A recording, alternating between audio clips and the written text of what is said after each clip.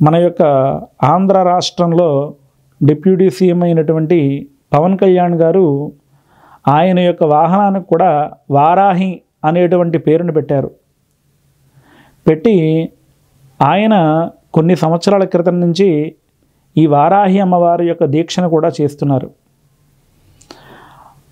ఆయన 2014 సంవత్సరంలోనే జనసేన పార్టీ స్థాపించినప్పటికీ కూడా అప్పటి నుంచి కూడా ఆయన గాయత్రి యాగాలు, ఈ వారాహి అమ్మవారి యొక్క యజ్ఞయాగాది క్రతువులు నిర్వహిస్తున్నప్పటికీ అమ్మవారు దశపూర్వేషాం దశాపరేషాం అని చెప్పనేసి కన్యాదానంలో వివాహ మంత్రాలుగా చెప్తారు.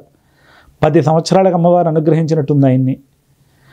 అయితే ఆయన యొక్క విధి విధానాల్లో భాగంగా ఈ వారాహి అమ్మవారి యొక్క దీక్షను ఆయన కూడా ఆచరించడం, ఆయన కూడా అమ్మవారి యొక్క దీక్షామాల వేసి అమ్మవారిని ప్రార్థించడం, అంతేకాకుండా ఆంధ్ర రాష్ట్రం అంతా కూడా తిరిగినటువంటి ఆయన యొక్క వాహనానికి కూడా వారాహి అని చెప్పనేసి నామకరణ చేయడం, ఆ అమ్మవారి పట్ల ఆయనకు ఉన్నటువంటి భక్తి కృతజ్ఞత రూపంలో మనకు కనిపిస్తోంది.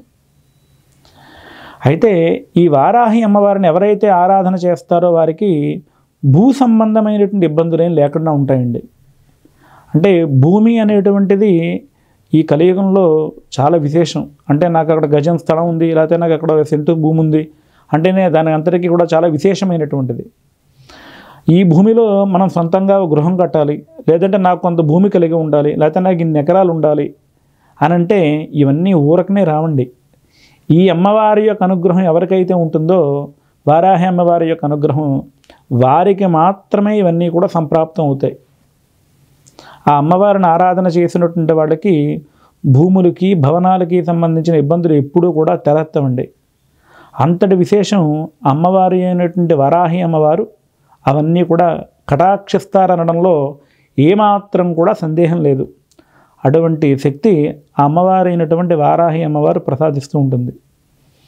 అయితే ఈ వారాహి నవరాత్రాలు అనేటువంటివి ఎప్పటి నుంచి ఆచరించాలి, ఇవి ఎప్పటి నుంచి ఎవరు చేస్తున్నారు అంటే ఇవన్నీ పూర్వకాలం నుంచి సిద్ధులు ఋషులు చేస్తున్నారు.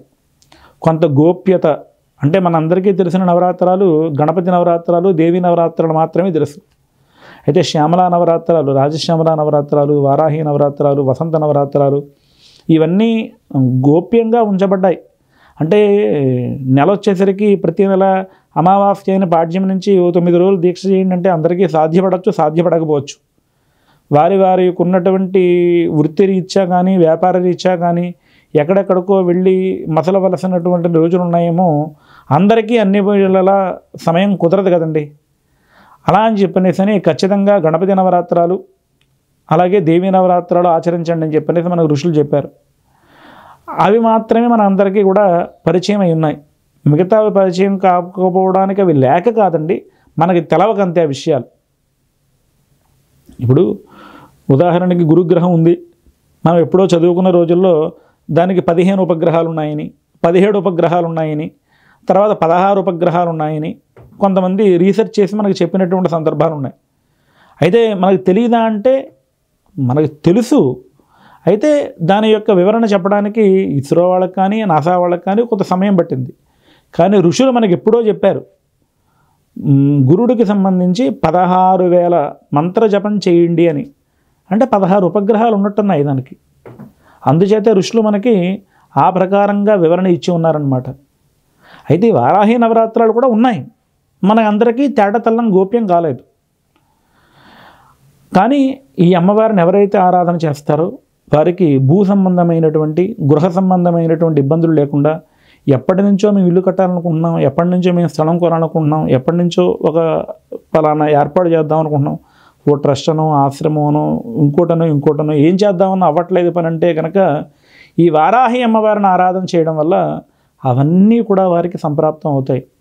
అయితే నిష్ణాతులైనటువంటి పండితుల చేత ఉదయం సాయంకాలం కూడా అమ్మవారి యొక్క హోమంలో అమ్మవారి యొక్క పూజలో పాల్గొని అమ్మవారికి సంబంధించినటువంటి ద్రవ్యాలని అంటే ఇలా సభాముఖంగా చెప్పేయచ్చా అంటే గురుముఖత తెలుసుకుంటే అది విశేషం వేరు. అంటే మీరు అంటూ గురువు గారిని అంటూ నియమించుకొని ఆయన ద్వారా ఆరాధన చేస్తే కలిగే ఫలితాలు వేరు. కనుక ఆ ప్రకారంగా ఆయన ఏ రూపంలో చెప్పిన గురవే సర్వలోకానాం విషజయ భవరోగిణాం నిధయే సర్వవిద్యానాం శ్రీ దక్షిణామూర్తయే నమః దక్షిణామూర్తి గురువే. ఆయన ఏ ప్రకారంగా చెప్పినా అది మనకి అందరికీ కూడా అందేటువంటి అంశమే. కాబట్టి చక్కగా మీరు మీ గురుముఖత తెలుసుకొని ఆ ప్రకారంగా ఆచరించండి. మనకి జూలై నెలలో 6వ తేదీ నుంచి జూలై 15వ తేదీ వరకు వారాహి నవరాత్రాలు. ఉదయం సాయంకాలం కూడా అమ్మవారికి సంబంధించినటువంటి కవచ మంత్రాలతో, అమ్మవారికి సంబంధించిన అష్టోత్తర మంత్రాలతో, వేదాంతర్గతమైనటువంటి సూక్తాలతో ఆ శ్రీచక్రానికి కానీ అమ్మవారి యొక్క రూపానికి కానీ అభిషేకం చేసి చక్కగా హోమంలో పాల్గొనండి. మీ అందరూ కూడా సుఖశాంతులతో ఉంటారు. మీకు ఉన్నటువంటి సర్వశత్రువులు కూడా నశిస్తారు. అంతటి శక్తివంతమైనటువంటి తల్లి అమ్మవారు అయినటువంటి వారాహి అమ్మవారు.